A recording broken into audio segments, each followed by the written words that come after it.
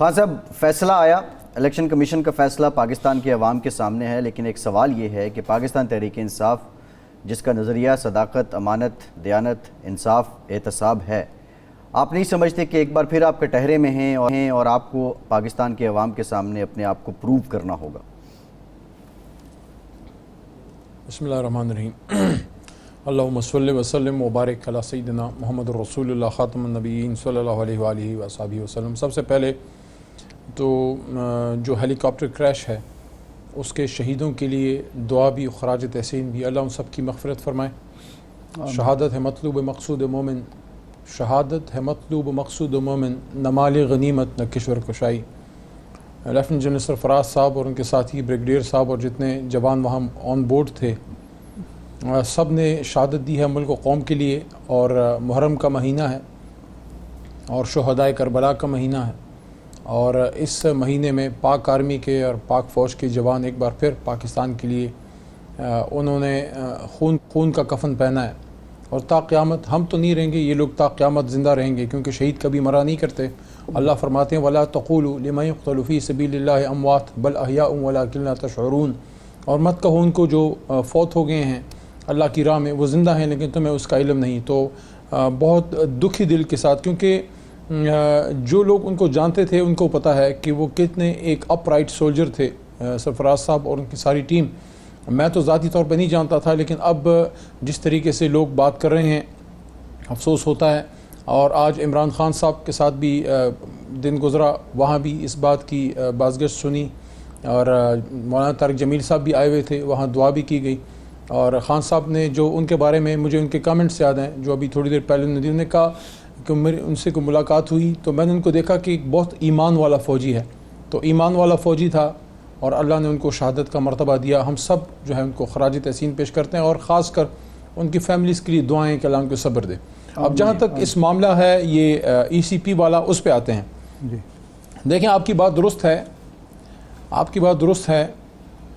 جب کبھی آپ کسی معاشرے میں ایگزسٹنگ آرڈر کو چیلنج کرتے ہیں اور اسٹیٹس کو چیلنج کرتے ہیں تو آپ کے خلاف بہت سی فورسز کھڑی ہو جاتی ہیں اور آپ کی ویری ایگزسٹنس کو چیلنج کیا جاتا ہے، کیونکہ ہمارے جو دوست ہیں پیپلز پارٹی والے اور مسلم لیگ نون والے، ہم تو جوانی ان کی لڑائیاں دیکھ کے ہوئے آپس میں ایک دوسرے کے خلاف برسر پیکار رہتے تھے۔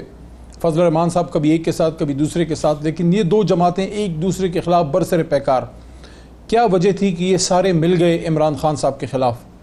اس کی وجہ یہ تھی کہ عمران خان صاحب نے ایگزسٹنگ پولیٹیکل آرڈر کو چیلنج کیا، نہ صرف اپنے طریقہ کار سے، عوام میں اپنی مقبولیت سے اور اپنی پالیسی سے، بلکہ پارٹی کو رن کرنے کے طریقہ کار سے بھی۔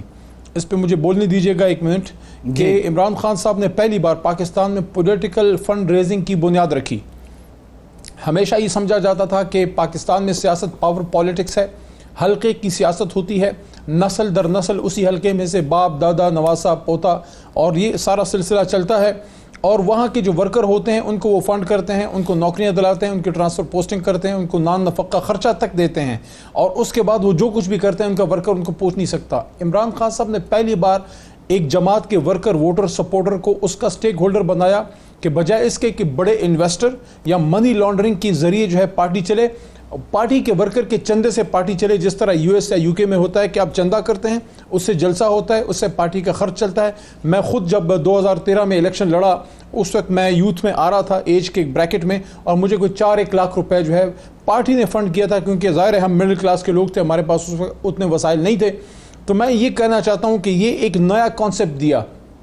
اب یہ جو فنڈ ریزنگ ہوئی ہے اس میں ہزاروں لوگ فنڈ ریزنگ کرتے ہیں، جس طرح ہم نے کوئی 40,000 کے قریب جو ہے اپنے اکاؤنٹس کی ڈیٹیل دی ہے، 40,000 اکاؤنٹس کی اسکروٹنی ہوئی ہے، اور اس میں سے ان کو یہ وہ کہتے ہیں کہ کھودا پہاڑ نکلا چوہا۔ سب سے پہلے تو میں یہ کہنا چاہوں گا جو بہت بڑی ہیڈ لائن میرے خیال میں لگنی چاہیے وہ یہ ہے، 2014 میں عارف صاحب ہمارا جلسہ تھا، دھرنا تھا، وہاں سے اکبر ایس بابر صاحب آئے، یا وہ لانچ ہوئے یا وہ پلانٹ ہوئے یا وہ خود سے آئے، جو بھی ہے واللہ اعلم، لیکن 8 سال سے تحریک انصاف کے ماتھے پہ یہ کلنک کا ٹیکہ لگانے کی ناکام کوشش کی گئی کہ فورن فنڈنگ.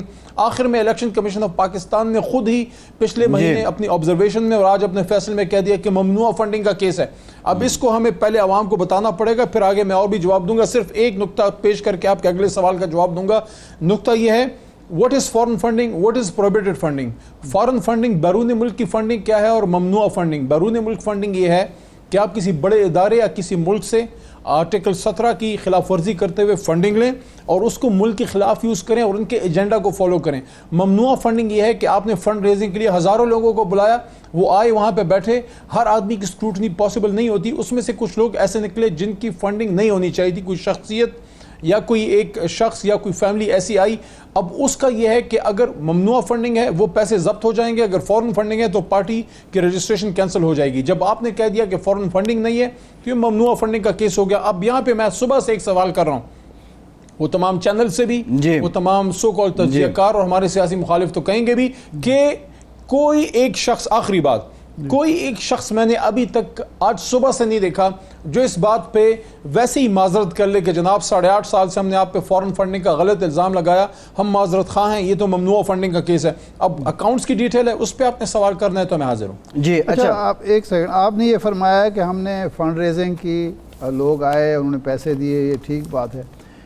مخالفین آپ کے یہ کہہ رہے ہیں کہ آپ نے فنڈ ریزنگ کی, اس میں شوکت خانم ہسپتال کے لیے جو فنڈز تھے وہ بھی استعمال کیے آپ نے سیاسی مقاصد کے لیے, اور وہ جو فائنانشل ٹائم کی سٹوری ہے اس میں بھی یہی لکھا ہوا ہے کہ یہ جو عارف نقوی نے کیا تھا ووٹن فنڈ ریزنگ, ہاں ووٹن کرکٹ کلب کی, وہ فنڈ ریزنگ تھی, شوکت خانم کے لیے لوگوں نے دی اور وہ آپ نے سیاست کے لیے استعمال کر دی, تحریک انصاف پر استعمال کر دی.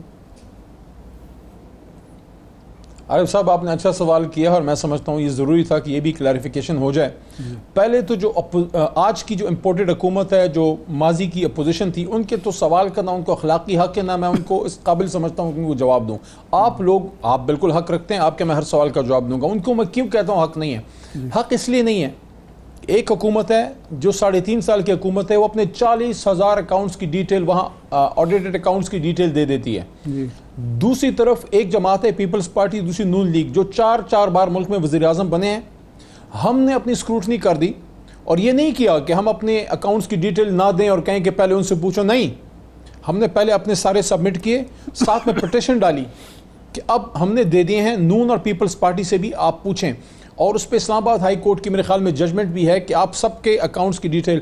آج کیا اچھا ہوتا کہ پیپلز پارٹی نون کا بھی ساتھ آ جاتا کہ یہ ایک جماعت نے 3.5 سال کی حکومت کی ہے, ان کے یہ اکاؤنٹ ڈیٹیل ہیں اور اس پہ ہمارا یہ فیصلہ ہے, اور یہ باقی جو 1965 یا 1979 سے یہ حکومت میں ہے اور 85 سے مسلم لیگ نون اور 69, 71, 72 سے پیپلز پارٹی, تو ان کے یہ ڈیٹیل ہیں. بہرحال انہوں نے اپنے اکاؤنٹس کی ڈیٹیل نہیں دی, ہمیں انتظار کر رہے ہیں. آپ کے سوال کی طرف آتا ہوں. دیکھیں, جو فنڈ ریزنگ ہے, فنڈ ریزنگ ڈنر کے کانسیپٹ سے ہوتی ہے کہ وہاں آپ ڈنرز پہ لوگوں کو بلاتے ہیں اور وہاں آ کے وہ اپنے جو بھی وہ فنڈ دینا چاہتے ہیں وہ دیتے ہیں. ایک تو جو چیریٹی میچ کی بات ہے وہ کچھ 250-300 کے قریب وہاں آپ نے دیکھا ہوگا کہ میچز میں تو 40-30 ہزار لوگ آئے ہوتے ہیں. یہ ایک فیسٹیول میچ تھا. آج عمران خان صاحب نے اس پہ تفصیلی بریف بھی کیا, انہوں نے اس پہ بتایا بھی, اور یہ اچھا ہے کہ اس کی وضاحت ہو جائے کہ وہ ایک فیسٹیول میچ تھا جس کو نمائشی میچ کہتے ہیں. 250-300 بندہ تھا اور اس کی ریکارڈنگ بھی موجود ہے. ادھر کوئی فنڈ ریزنگ نہیں ہوئی, ڈنر تھی, اور یہ اس زمانے کی بات ہے 2012 کی. یہ جو عارف نقوی صاحب ہیں, میں تو کبھی نہیں ملا, لیکن یہ اس وقت ایک بہت بڑے بزنس مین تھے, پاکستان میں بڑی انویسٹمنٹ لے کے آئے. یہ یاد رکھیے کہ عارف نقوی صاحب, اس میں 2 باتیں میں کروں گا. ایک سپلیمنٹری کوسچن لے لیں علی بھائی, آپ اپنی بات جاری رکھیے گا, ایک سپلیمنٹری کوسچن لے لیں ذرا, ایک سپلیمنٹری یہ مجھے پورا کرنے دیں, یہ مجھے پورا کرنے دیں. آپ کے سوال کے لیے میں بیٹھا ہوں, یہ مجھے پورا کرنے دیں, لمبی بات نہیں کروں گا. یہ جو عارف نقوی صاحب ہیں, یہ امریکہ میں کوئی پاکستان کے بڑے انٹرپرائزنگ بڑے بزنس مین بن رہے تھے, ان کو عروج مل رہا تھا. 2018 میں ان کے خلاف فیصلہ آیا ہے. ہماری فنڈ ریزنگ انہوں نے 2012 میں کی, 6 سال پہلے. تو 6 سال پہلے تو ان پہ کوئی کرمنل چارجز نہیں تھے. جو فنڈ ریزنگ ڈنر انہوں نے کیے وہ اس کے 2 سرٹیفکیٹ جمع ہوئے, ایک یو کے لا کے مطابق اور ایک پاکستان. اور وہ جو پیسہ جمع ہوا وہ تھرو بینکنگ چینل آیا جو پوری طرح آڈیٹڈ تھا. اور ایک اور بات جو عارف بھائی نے کی ہے, پھر آپ کا دوسرا سوال, تیسرا میں لیتا ہوں. عارف بھائی نے بات کی فائنینشل ٹائم, FT کی رپورٹ کی. تو فائنینشیل ٹائمز میں جہاں عارف نقوی صاحب کی بات ہے وہاں جو ہمارے اپوزیشن کے یار لوگ وہ پڑھتے تو ہیں نہیں, مٹھائی پہلے کھا لیتے ہیں. تو جو فائنینشیل ٹائم کی رپورٹ میں یہ بات عارف نقوی صاحب کے بارے میں کی جاتی ہے تو ان کے خلاف تو فیصلہ 2018 میں آیا تھا, ہماری فنڈ ریزنگ انہوں نے 2012 میں کی, لیکن اسی رپورٹ میں یہ بھی ذکر ہے کہ یہ جو موصوف ہیں عارف صاحب, انہوں نے میاں صاحب ان کی فیملی کو کوئی کھانا پینا کھلایا تھا اور ٹھیک ٹھاک کھلایا تھا. تو اس کی بات پھر کیوں آج کی اپوزیشن نہیں کرتی؟ تو تھوڑا پورا ان کو پڑھ لینا چاہیے کہ وہ رپورٹ بیسیکلی ہے کیا. ہماری تو فنڈ ریزنگ کی بات ہے اور ان کو تو کرپشن کی بات ہے, تو اس پہ پھر وہ کوئی نہیں بات کرتے, اس پہ پھر چپ رہ جاتے ہیں.